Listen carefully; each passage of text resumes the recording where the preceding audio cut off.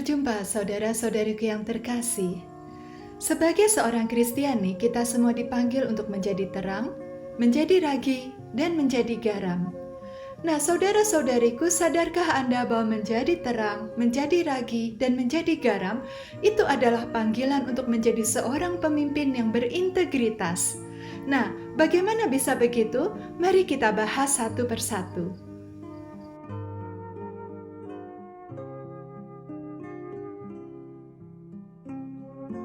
Namun sebelumnya saya ingin mengingatkan, jangan ada di dalam hati Anda perasaan bahwa, saya tidak tertarik ngomong-ngomong masalah pemimpin atau kepemimpinan, toh saya tidak bekerja di sebuah perusahaan, saya sih hidupnya santai-santai aja, peduli amatlah sama yang namanya pemimpin atau kepemimpinan.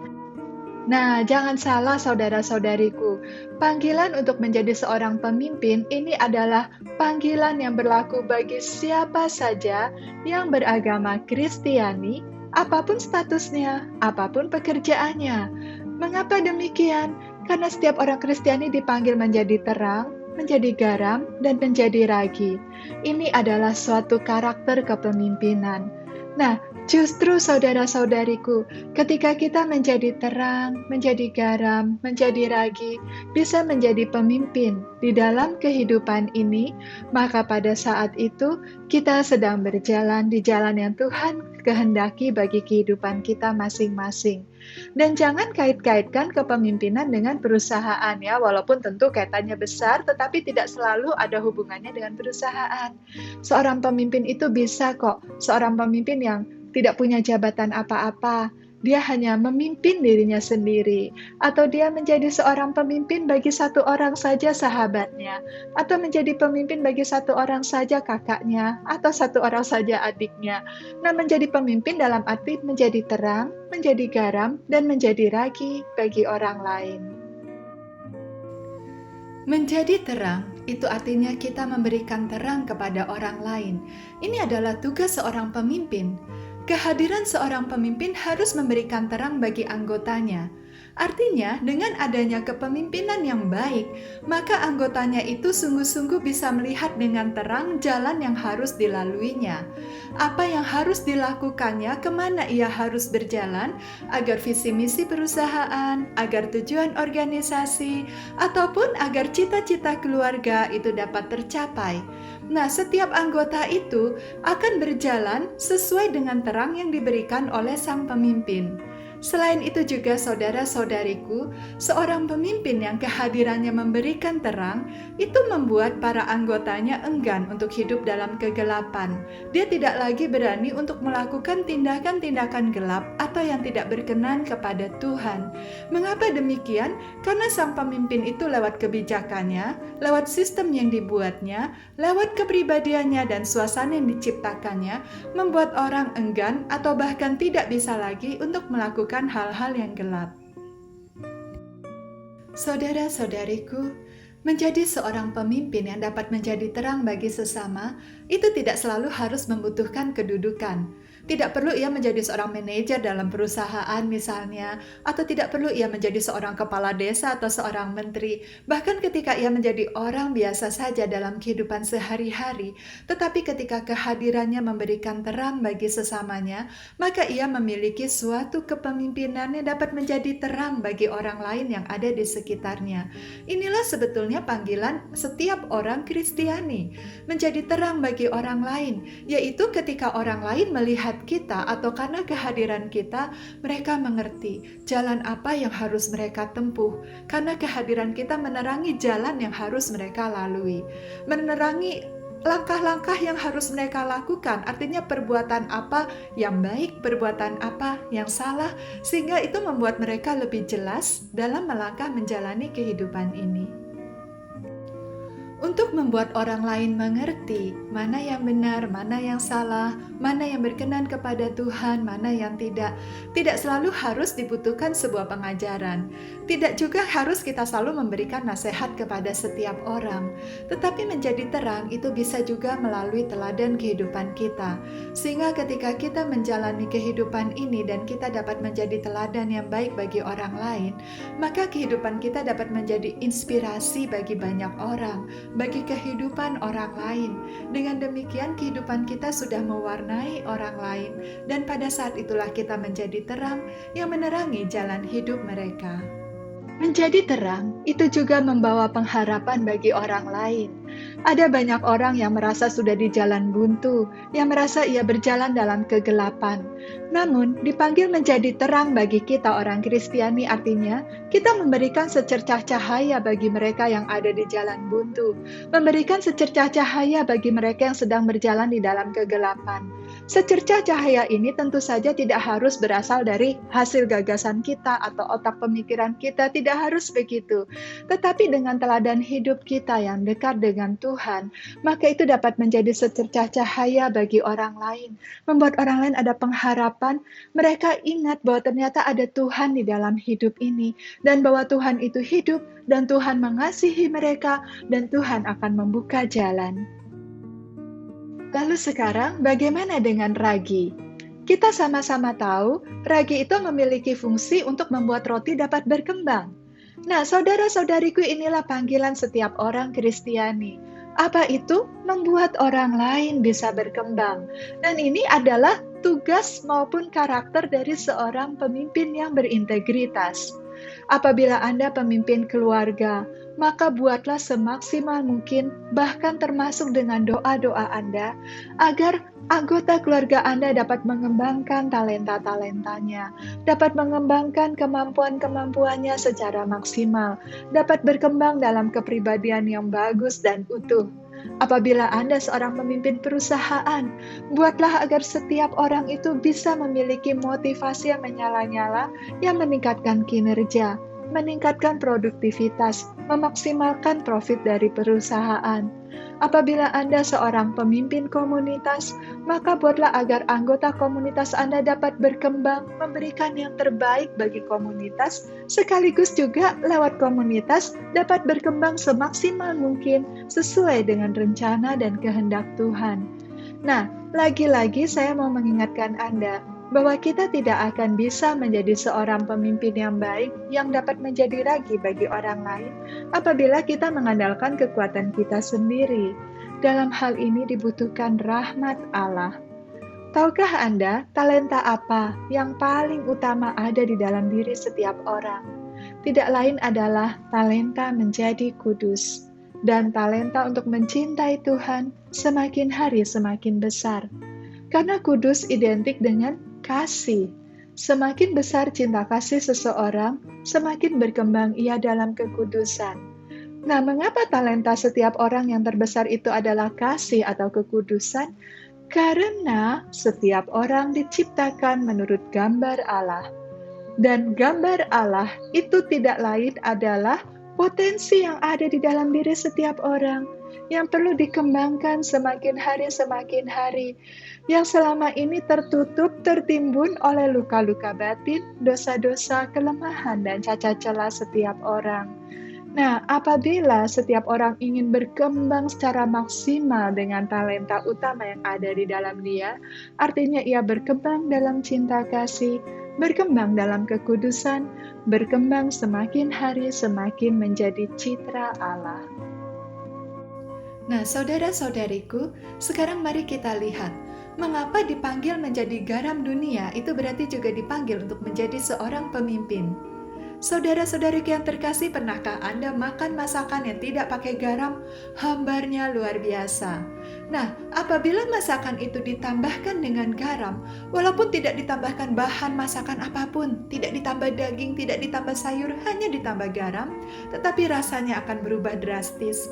Masakan itu menjadi lebih sedap, lebih enak untuk disantap.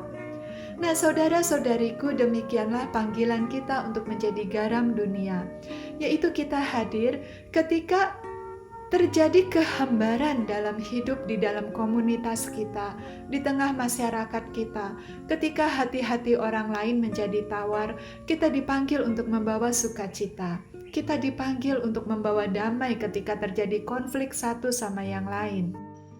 Saudara-saudariku yang terkasih, menjadi garam itu memberikan rasa asin, memberikan rasa yang sedap, memberikan rasa yang nikmat. Menjadi garam di tengah kelompok, komunitas, keluarga, dan perusahaan kita, artinya adalah juga membuat orang lain dapat lebih berkembang dalam kreativitas mereka. Ini berarti bahwa untuk dapat menjadi garam, kita harus membuat orang lain dapat berkembang dengan kreativitas mereka masing-masing. Kita mendorong mereka, memfasilitasi mereka. Jangan sampai justru kebijakan kita, atau sikap kita, atau tutur kata kita membuat orang lain tidak bisa berkreativitas, membuat anak kita hidup dalam ketakutan misalnya, membuat anggota-anggota kita hanya seperti robot misalnya. Nah, apabila kita dapat menjadi garam, itu ciri-cirinya adalah orang-orang yang ada di sekitar kita itu penuh damai dan sukacita dan semakin berkembang dalam kreativitas dan bahkan inovatif. Mungkin akan muncul pertanyaan di dalam hati Anda, tapi gimana bisa bikin orang lain kreatif? Saya sendiri aja nggak kreatif. Saya sendiri juga nggak ada ide, nggak tahu harus menunjukkan apa kepada mereka. Nah, saudara-saudariku, tenang. Menjadi seorang pemimpin yang baik bukan berarti kita harus mendikte orang bagaimana mereka harus berkreativitas. Bukan seperti itu. Akan tetapi bagaimana caranya dengan kehadiran kita, dengan sikap kita, dengan perbuatan kita, membuat orang lain dapat merasa rileks dan sukacita sehingga berkembang dalam kreativitas. Misalnya, jangan iri hati kalau ada orang lain berkembang. Ketika ada orang lain berkembang, ketika orang lain kreatif dan inovatif, kita memuji dia, kita menghargai dia, kita memberikan apresiasi kepada dia. Nah, ini juga merupakan sikap-sikap yang bisa membuat orang lain semakin berkembang dalam kreativitas dan inovasi mereka. Dan ini juga merupakan sikap-sikap yang bisa membuat orang hidup atau bekerja dengan lebih semangat dan giat. Nah, sekarang mungkin yang jadi pertanyaan adalah, bagaimana caranya agar kita dapat menjadi terang, menjadi garam, dan menjadi ragi bagi orang-orang di sekitar kita? Apalagi apabila kita merasa kita tidak memiliki status kepemimpinan apapun, baik di dalam keluarga, di sekolah, di tempat kerja, di komunitas, organisasi, atau apapun itu. Kita merasa bukan siapa-siapa dan bukan apa-apa. Apakah kita masih bisa menjadi terang, garam, dan ragi? Apakah kita bisa masih menjadi seorang pemimpin?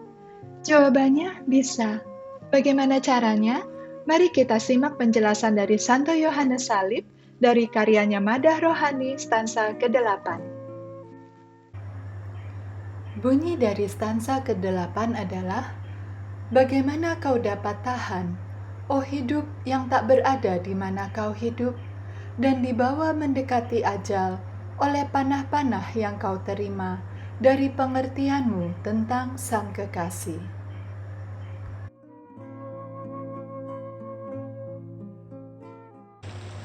Saudara-saudariku, pernahkah Anda melihat ikan di dalam kolam? Mereka berenang dengan gembira dan sukacita, tentu saja karena tempat mereka di air. Apa yang terjadi apabila ikan itu diangkat ke darat? Mereka akan menggeliat, mereka akan menggelepak, kesusahan bernafas, tidak bisa hidup, dan akhirnya mati. Ikan apabila diletakkan di darat, maka ia akan menjadi sangat menderita. Atau pernahkah misalnya Anda membayangkan ada seseorang yang biasanya tinggal di tempat yang dingin di Eropa misalnya. Suatu hari ia harus tinggal di tempat yang sangat panas, misalnya di Afrika. Tentu orang itu akan menderita, bukan? Bukan hanya cuaca, tapi bahasanya juga dia tidak mengerti. Ketika dia mendengarkan sekelilingnya, maka satu huruf pun dia tidak paham. Kemudian makanannya juga dia belum pernah mencicipinya dan rasanya aneh bagi lidahnya. Nah, semua hal itu membuat ia menderita.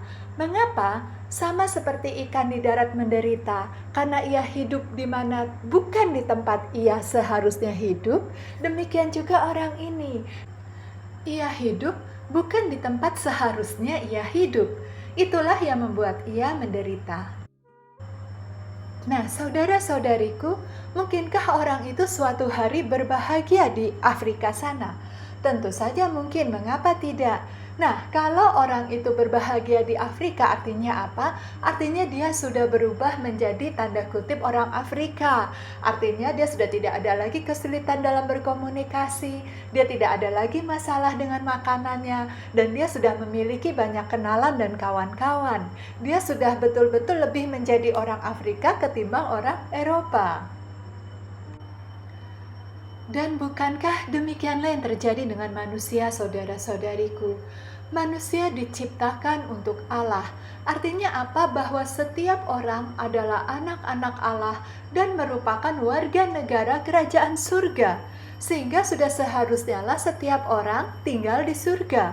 Karena memang sejak awal mula manusia diciptakan ditempatkan di Firdaus. Namun karena dosa manusia, maka manusia ini akhirnya tinggal di dunia. Walaupun hanya sementara saja, tetapi dunia bukanlah tempat di mana seharusnya manusia hidup, karena manusia seharusnya tinggal di surga. Oleh karena itu sudah sepantasnya lah, sudah sewajarnya lah apabila manusia tinggal di dunia, dia akan menderita. Nah, jika manusia itu begitu nyaman tinggal di dunia, artinya apa? Jangan-jangan dia sudah menjadi anak-anak dunia ini. Dia sudah terbiasa dengan segala godaan-godaan dunia, dengan segala tarikan-tarikan dunia yang membuat manusia jauh dari Allah. Apabila manusia dia sungguh-sungguh menderita melihat semua tarikan-tarikan dunia, kenyamanan-kenyamanan daging, maka pada saat itu ia akan mengalami penderita karena ia merasakan bahwa ia hidup bukan di tempat seharusnya ia hidup. Itulah saudara-saudariku, tak mengherankan ketika Yesus berkata, "Jikalau kita ingin mengikuti Dia, maka kita harus menyangkal diri dan memanggul salib." Supaya apa? Supaya kita tidak menjadi terbiasa dan nyaman dengan apa yang ada di dunia ini.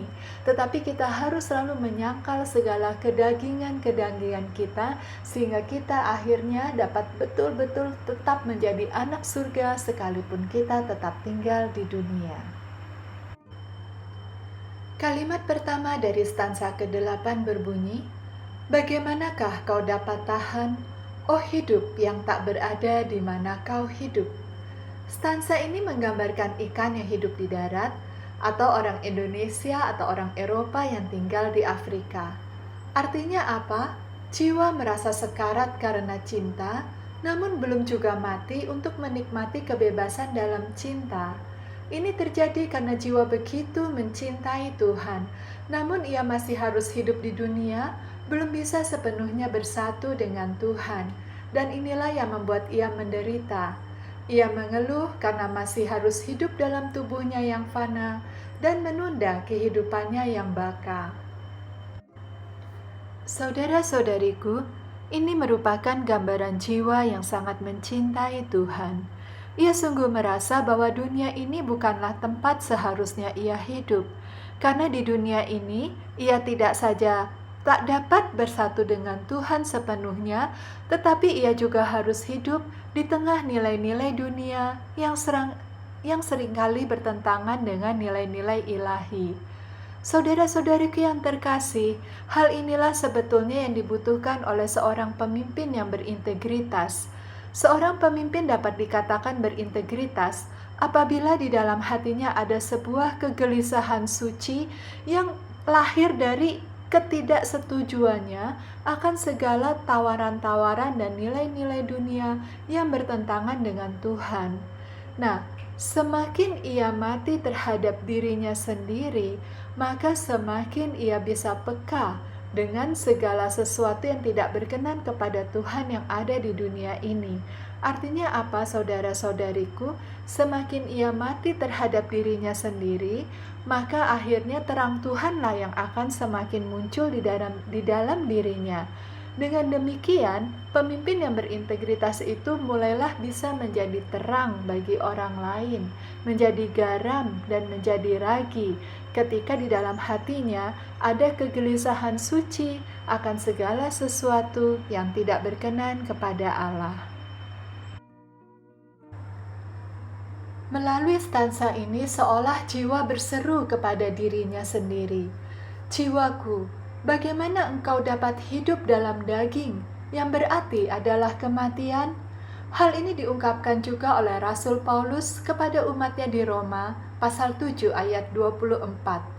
Aku manusia celaka, siapakah yang akan melepaskan aku dari tubuh maut ini? Saudara-saudariku, sesungguhnya lah jiwa jauh lebih hidup di saat mencintai daripada sekedar menjiwai tubuh.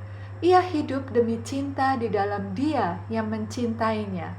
Jadi saudara-saudariku, sekalipun jiwa ini seolah mengatakan bahwa ia begitu menderita karena ia masih hidup di dunia, ia belum mati-mati. Tetapi sesungguhnya saat itu jiwa juga merupakan jiwa yang jauh lebih hidup daripada jiwa-jiwa manusia lainnya yang tidak mencintai Tuhan, yang tidak hidup di dalam cinta Tuhan, tetapi hidup di dalam cinta-cinta duniawi. Jadi saudara-saudariku, pernahkah Anda merasakan ketika Anda jatuh cinta misalnya? Bukankah saat itu rasanya Anda menjadi jauh lebih hidup? Rasanya seperti lebih bergairah, lebih bersemangat, lebih berkreatif, lebih ada kekuatan, lebih ada tenaga, dan itu semua disebabkan karena cinta. Memang demikianlah kenyataannya manusia. Ketika ia mencintai, maka ia menjadi semakin lebih hidup daripada biasanya. Nah, demikian juga saudara-saudariku, kondisi ini. Ketika seorang pemimpin yang berintegritas, ia memiliki cinta yang menyala-nyala kepada Tuhan, ia dapat menjadi pemimpin yang hidup, pemimpin yang bisa menjadi terang, garam, dan ragi. Berbeda sekali dengan seseorang yang tidak hidup di dalam Tuhan, yang pikirannya itu dipenuhi dengan hawa nafsu, kedagingan, dan kenyamanan-kenyamanan duniawi. Ia semakin lama semakin terpuruk, semakin tenggelam di dalam kegelapan dunia. Di dalam stansa yang ke-8 ini, secara radikal jiwa berpusat kepada Allah, karena jiwa sungguh merasakan ia hidup di mana ia mencintai. Bukankah di mana harta kita, disitulah hati kita? Kesadaran inilah yang membuat jiwa mengeluh akan kehidupan rapuh di dalam tubuh. Jiwa merasakan peran antara kehidupan jasmani dan rohani, antara daging dan roh. Hidup di dalam tubuh dan di dalam Allah dirasakan sebagai suatu ketegangan yang menekannya. Hal inilah saudara-saudariku yang dimaksud dengan suatu kegelisahan suci yang muncul di dalam hati seorang pemimpin yang berintegritas ketika ia sungguh-sungguh merasakan adanya hal-hal yang tidak benar, yang tidak berkenan kepada Allah, baik yang ada di sekitarnya maupun yang mengganggu pikirannya. Dan saudara-saudariku, ketika ia mengalami kepekaan terhadap ini dan ia sungguh merasakan penderitaan akan hal ini, itulah sebetulnya yang menunjukkan bahwa pemimpin itu adalah pemimpin yang berjuang untuk menegakkan yang benar, berjuang untuk tetap menjadi terang di tengah kegelapan dunia, tetap menjadi garam di tengah kehambaran dunia, dan menjadi ragi yang bisa membuat orang di sekelilingnya berkembang, tidak sebaliknya justru tenggelam karena dunia. Kalimat selanjutnya berbunyi, dan dibawa mendekati ajal oleh panah-panah yang kau terima dari pengertianmu tentang Sang Kekasih. Saudara-saudariku, kalimat ini menggambarkan bagaimanakah jiwa dapat bertahan hidup setelah menerima sentuhan-sentuhan cinta kasih ilahi yang dalam hal ini dilambangkan dengan panah. Sentuhan cinta kasih ilahi ini digambarkan begitu dahsyatnya sehingga seolah-olah dapat membuat jiwa keluar dari tubuhnya. Nah, saudara-saudariku yang terkasih, inilah sebetulnya yang terjadi dengan ketika orang mengalami ekstase, atau dalam hal yang lebih rendah lagi levelnya, yaitu ketika orang mengalami resting in the spirit atau beristirahat dalam roh. Itu semua tidak lain menunjukkan kelemahan manusia. Tubuh kita dan indera-indera kita yang fana itu tidak sanggup untuk menerima kehadiran Tuhan yang begitu luar biasa. Oleh karena itu, terjadi suatu manifestasi yang terungkap lewat fenomena-fenomena yang kita sebut dengan ekstase atau levitasi atau resting in the spirit. Itu semua tidak lain menunjukkan karena tubuh kita terlalu lemah untuk menanggung kehadiran Allah. Nah, oleh karena itu saudara-saudariku, lewat stansa ini hendak digambarkan jiwa itu begitu bahagianya karena ia mengalami sentuhan cinta kasih Allah, dan sekaligus ia begitu menderitanya karena ia masih tinggal di dalam dunia, yaitu di tempat di mana seharusnya bukan ia hidup, karena ia sadar ia seharusnya hidup di dalam surga. Pada saat seperti itu, jiwa mengalami sentuhan Allah yang dipenuhi dengan kebesaran, keindahan, kebijaksanaan, rahmat, dan kebajikan-kebajikan ilahi. Akhirnya, manusia bisa mati bukan karena sakit atau tua, tapi karena sentuhan cinta kasih Allah yang dahsyat. Baik, marilah sekarang kita melihat bagaimana seorang pemimpin itu dapat menjadi terang, menjadi garam, dan menjadi ragi bagi saudara-saudarinya. Yang pertama, dari stansa ini kita melihat bahwa seharusnya kita hidup di surga, namun kita masih hidup di dunia.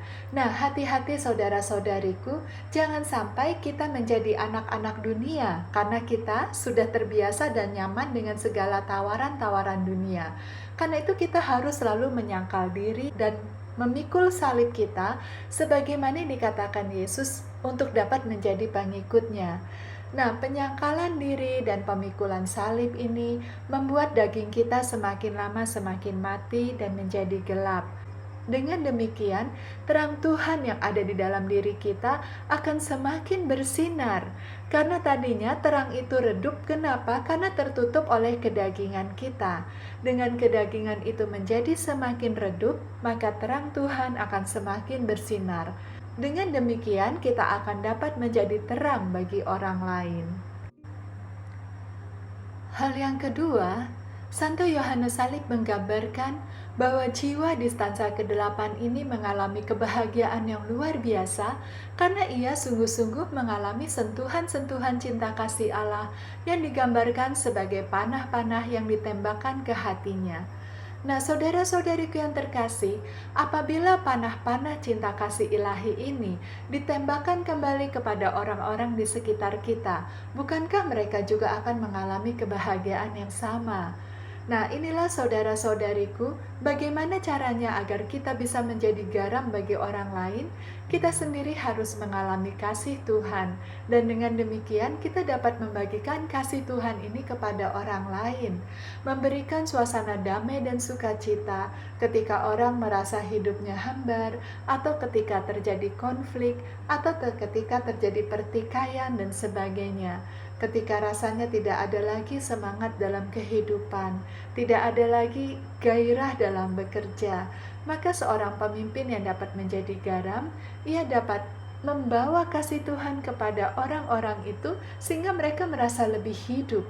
Karena seperti yang tadi dikatakan, orang menjadi hidup ketika ia mengalami cinta dan ketika ia mencintai. Saudara-saudariku yang terkasih, panah cinta Tuhan atau kasih Tuhan ini itu diperoleh dari pengertian akan kekasih atau pengertian akan Tuhan. Maksudnya bagaimana? Ketika kita semakin mengerti betapa Tuhan mencintai kita, maka hati kita semakin diliputi dengan kasih yang besar. Pengertian cinta Tuhan kepada kita ini itu seperti panah yang menghunjam yang membuat kita merasa sangat bahagia. Nah, pengertian kita akan cinta Tuhan inilah sebetulnya yang membuat kita sadar bahwa kita ini sangat dicintai, dan ini yang bisa membantu kita agar dapat menjadi ragi bagi orang lain. Maksudnya bagaimana? Ketika kita menyadari bahwa Tuhan telah mengampuni dosa-dosa kita, maka kita pun akan terdorong untuk mengampuni dosa sesama yang bersalah kepada kita. Karena bukankah kita telah lebih dahulu diampuni? Nah, ketika kita mengampuni dosa orang lain, maka pada saat itu kita menjadi ragi bagi dia, karena dapat membuat dia berkembang. Mengapa begitu? Karena ketika kita mengampuni orang itu, maka kita bisa memberikan masa depan yang lebih cerah bagi orang itu. Orang yang sungguh merasakan dosanya telah diampuni atau kesalahannya telah dimaafkan.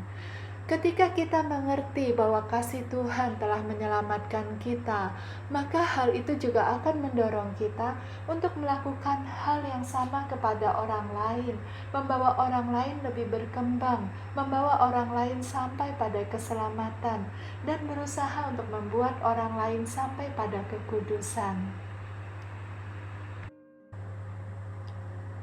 Dan tentu saja ini berlaku dalam kehidupan sehari-hari. Seorang ayah akan berusaha semaksimal mungkin agar anak-anaknya berkembang. Begitupun seorang kakak terhadap adiknya. Seorang pimpinan perusahaan akan meningkatkan kinerja para anggotanya dan menghasilkan produktivitas serta keuntungan yang maksimal bagi perusahaannya. Atau seorang kepala desa akan membuat rakyatnya semakin makmur dan sejahtera. Nah, saudara-saudariku yang terkasih, ini semua adalah ciri-ciri pemimpin yang dapat menjadi ragi. Dan jangan lupa, walaupun pemimpin duniawi, tetapi dia tetap dipanggil untuk menjadi seorang pemimpin surgawi, yaitu menjadi terang, menjadi garam, dan menjadi ragi. Dengan demikian, isi dari stansa ke-8 ini adalah sebagai berikut. Bagaimanakah kau dapat tahan, oh hidup, yang tak berada di mana kau hidup? Jiwa mengeluh karena ia masih harus hidup di dunia, padahal ia sudah begitu rindu untuk hidup di surga, tempat di mana seharusnya ia berada. Dan dibawa mendekati ajal oleh panah-panah yang kau terima dari pengertianmu tentang Sang Kekasih. Pengertian akan Tuhan, pengertian akan cinta Tuhan, itu seperti panah-panah cinta kasih yang diterima oleh jiwa, yang membuat jiwa mengalami kebahagiaan yang luar biasa, sehingga seolah-olah jiwa ingin keluar dari tubuhnya, atau dikatakan di sini dibawa mendekati ajal. Demikianlah saudara-saudariku yang terkasih, jiwa yang begitu mengalami cinta Tuhan yang besar, maka ia seolah-olah ingin keluar dari tubuhnya, atau dengan perkataan lain, keluar dari segala kedagingan dan keduniawiannya. Dengan demikian ia dapat semakin kecil dan Tuhan yang semakin besar. Pada saat itulah ia dapat menjadi terang, garam, dan ragi bagi sesamanya.